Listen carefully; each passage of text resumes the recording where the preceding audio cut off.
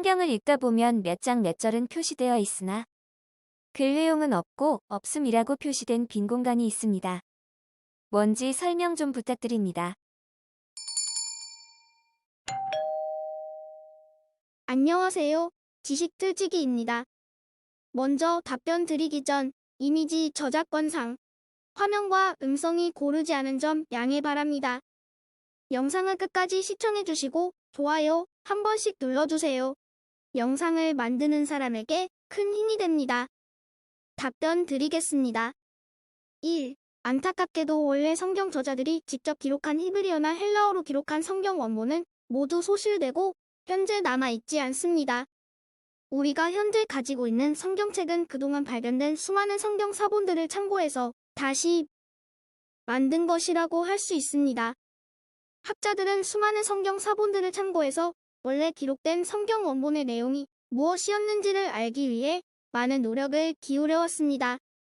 2. 그런데 여러 가지 사본을 비교하다 보면 같은 본문에 대해서 각 성경 사본의 내용이 다른 경우가 발견됩니다.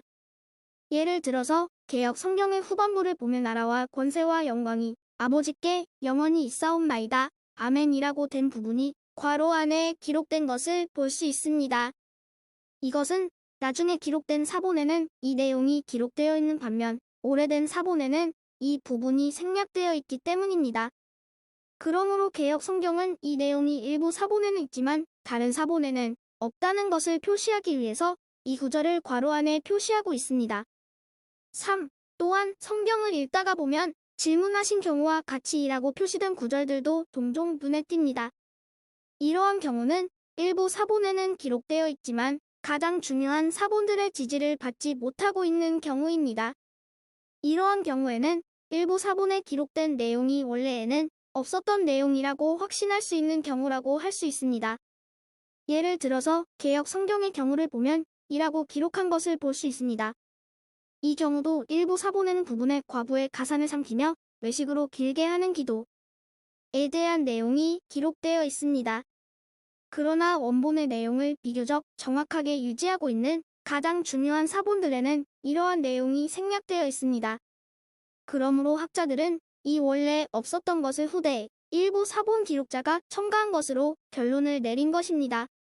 이러한 경우에 그 절을 그냥 생략하지 않고 이라고 표시하므로 신뢰할 수는 없지만 일부 사본에는 내용이 기록되어 있다는 것을 표시하고 있습니다.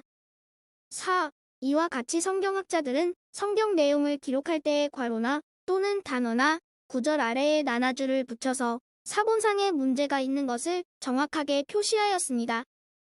이것은 성경을 읽는 사람들이 이러한 사본상의 문제에 대해 충분히 생각하여 성경 원본의 내용을 보다 정확하게 생각해 볼 수 있게 돕기 위해 취한 조치라고 할 수 있습니다. 5.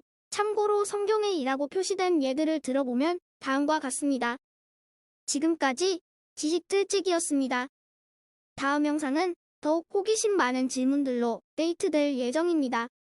구독하시면 일상생활에서 가끔 궁금한 질문들이 함께할 것입니다. 지식과 상식 얻어가세요. 감사합니다.